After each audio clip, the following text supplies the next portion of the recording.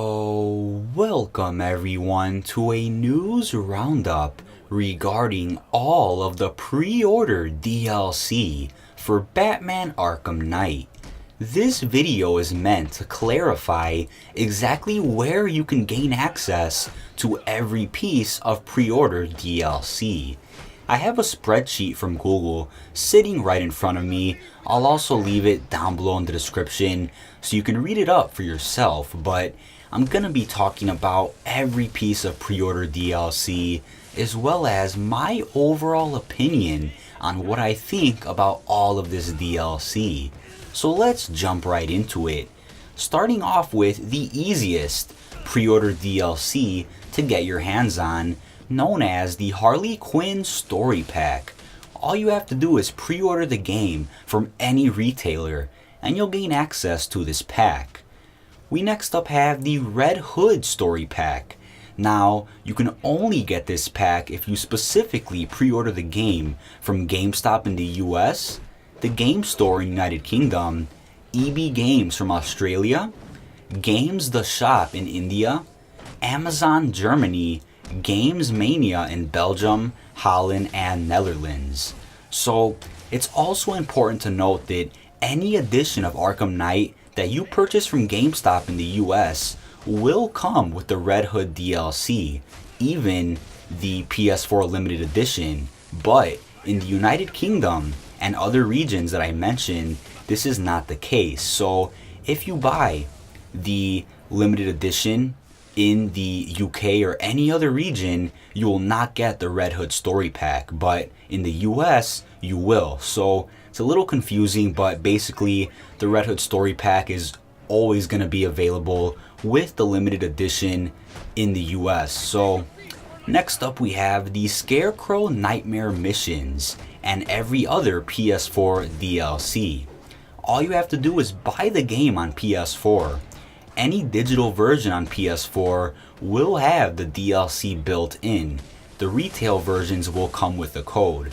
It's also important to note that the Scarecrow Nightmare Missions and every other PS4 DLC are timed exclusive, so they'll eventually be released on the Xbox One and PC sometime in the fall. This was a very similar case back with Arkham City. If you guys remember when Nightwing and Robin were made available to play as, this was a timed exclusive DLC for PlayStation for around a couple of months. They later released on Xbox and PC around a few months after the release of Arkham City. So it's a very similar case with Arkham Knight. But next up we have the prototype Batmobile. You'll gain access to this if you pre-order the game from Walmart in the United States, Amazon in the UK, or EB Games in Australia. It's important to note that when you buy the game from Walmart in stores, you have to make sure that the fine print on the case of the game says Walmart exclusive version. This will indicate that the prototype Batmobile is included. You cannot buy a regular edition of Arkham Knight from Walmart since it will not feature the prototype Batmobile. Make sure that it says Walmart exclusive. We next up have the Waynetech Booster Pack. You can gain access to this if you purchase the game from Best Buy in the US or Canada, Tesco in the UK, or JB Hi-Fi from Australia. We next up have the Gotham's Future Skin Pack. You'll gain access to this if you pre-order the game simply from Steam on PC. We next up have the First Appearance Skin. You'll gain access to this if you pre-order the game from Amazon in the US or if you purchase the comic bundle edition of the game also from Amazon in the US. As far as it's currently clear, the First Appearance Skin is only available if you buy the game in the United States, and the comic bundle is currently only available on the PS4 and Xbox One. There's no word whether or not this bundle will come to PC. We next up have the New 52 Skin Pack. All you have to do is purchase the limited edition or Batmobile edition of Arkham Knight. We also have the Flashpoint Skin. All you have to do is purchase the Season Pass or pre-order the Premium edition of Arkham Knight. So that is currently all of the pre-order DLC. I'm also going to go into detail about the Season Pass for Arkham Knight as well, which was recently announced. The Season Pass will include the following: Batgirl, A Matter of Family, which is an all-new prequel story expansion in an entirely new location where you play as Batgirl for the very first time in the Arkham series. So before I continue, let me just say, I'm absolutely hyped up for this Batgirl prequel. I know I've always wanted to see some backstory with Oracle, since, as we all know, Barbara Gordon, aka Batgirl, was originally shot in the spine by the Joker, which eventually led her to become Oracle. So it'll be very interesting to see if that storyline comes into play with this prequel. And who knows, we may even see the return of Mark Hamill's Joker within this prequel story pack as well. But next up we have the Season of Infamy. Play as Batman in an all-new story mission featuring legendary supervillains invading Gotham City, with new story arcs, missions, and gameplay features. We also have Gotham City Stories. Play as Batman's key allies in narrative missions extending their storylines from both before and after the events of Arkham Knight. We also have legendary Batmobiles with themed tracks. Drive the most iconic Batmobiles from Batman's 75-year history on custom-built racetracks, each themed to that Batmobile-specific era. Every Batmobile will be drivable across every racetrack. We also have Crime Fighter challenge maps. Engage in a series of new challenge maps utilizing the unique playstyles of Batman and his allies. And last but not least, we have character skins. A variety of different skins from across the eras for Batman, Robin, Nightwing, and Catwoman. So that right there is all of the DLC which we know of so far, which will be covered with the Season Pass. But as I said earlier, also check the link down below in the description to the Google spreadsheet which features the same information I just talked about within this video. This video is really meant to clarify exactly which retailers will give you access to each specific pre-order bonus. I know it's pretty confusing. There's a lot of bonuses and a lot of confusion going around, but that's really why I made this video. Now, I also wanted to include my overall opinion on all of this DLC as a whole. So, as you guys might have heard, there's been a pretty small controversy going around regarding the amount of pre-order bonuses that currently exist for Arkham Knight. It's the idea that if the game hasn't even come out yet, why is DLC already being mentioned? Why isn't all of this pre-order content included with the game if the game hasn't released yet? That's kind of what everyone's been talking about with this generation of gaming, the 8th gen. And in my opinion, I really believe that in this case, it's not the DLC that's the problem. It's the retailer exclusive content that's the real issue. Now, in my opinion, I think retailer exclusive content is absolutely retarded, and it could ultimately be the reason why the gaming industry could crash. The fact that we have GameStop, Best Buy, Amazon, Target, Walmart, we have all of these retailers competing against each other by offering exclusive content for one specific game that you can't get anywhere else. To me, it could ultimately lead to the developers of certain games just saying, you know, screw this, I don't want to develop this game if I have to make 8 different versions of it, or I have to offer 5 to 6 different pre-order bonuses for all these different retailers. I don't want to have to work double the amount of time on this game just for Target or just for Amazon. That's just my opinion on how retailer exclusive content could ultimately kill off the gaming industry.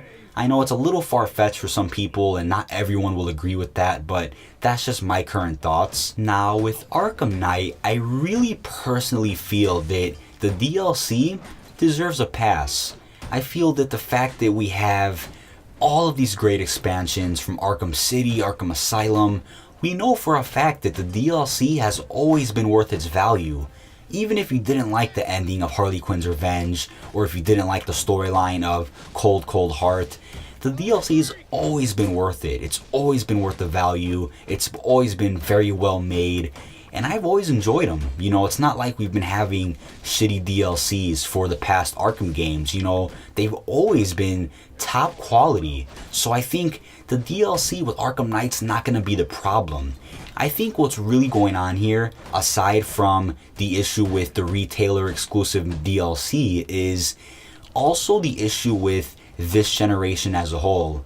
With the 8th gen of gaming, with the PS4 and the Xbox One, we've been seeing some pretty horrible releases of lots of different games over the past year and a half. We've had broken releases, we've had too many microtransactions, and we've had just all these publishers trying to milk their consumers dry of every single dollar, even after the purchase of the initial game.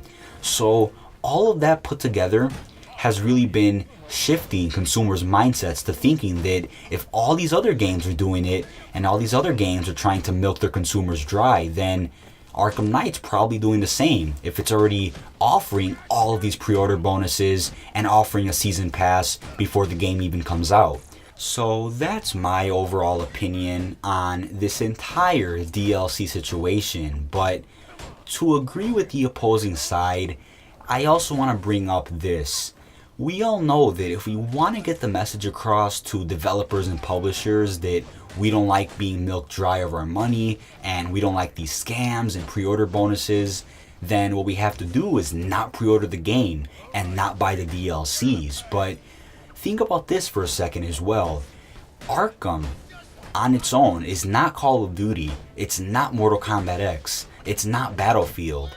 It's, to me, a completely separate franchise which hasn't really done any of the same shitty business practices that those games have done. So if we were talking about Black Ops 3 right now, or if we were talking about the next Assassin's Creed, which we know for a fact would straight away try to milk its consumers dry of more money for these DLCs and for all these pre-order bonuses, if we were talking about those games, then I would agree. Let's stop pre-ordering the games and let's stop buying the DLC so that we can improve this generation of gaming and we can save the gaming industry. But I think let's not go for that action with Arkham Knight, because I think it's obviously the last game of the series as we know of right now, and it's gonna be amazing. So, you know, I'm saying this from a normal gamer's perspective. I'm not saying this as a fanboy, but I'm saying if you want to stand up and save the gaming industry, let's do it. And let's stop pre-ordering games and stop buying DLCs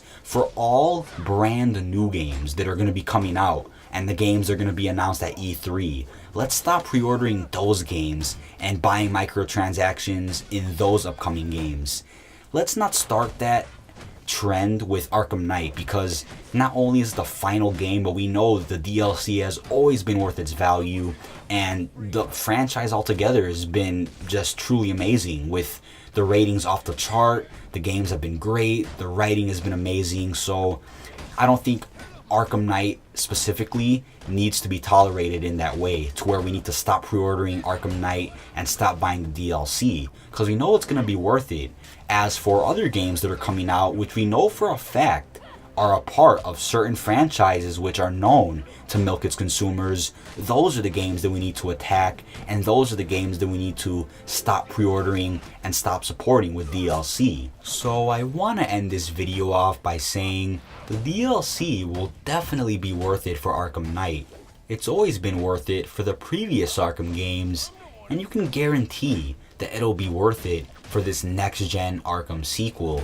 The real issue here is the retailer exclusive content, which could be pretty confusing, and the fact that we have a pretty corrupt current generation of gaming, which we can fix. And the way to do that is to stop pre-ordering games and to stop supporting DLCs and microtransactions. But let's take those actions with the specific games and franchises which we know for a fact are simply out there to milk their consumers dry. let's not take those actions with a game like Arkham Knight or for a franchise like Arkham, which you know for a fact is out there specifically and heart-driven for the comic book fans.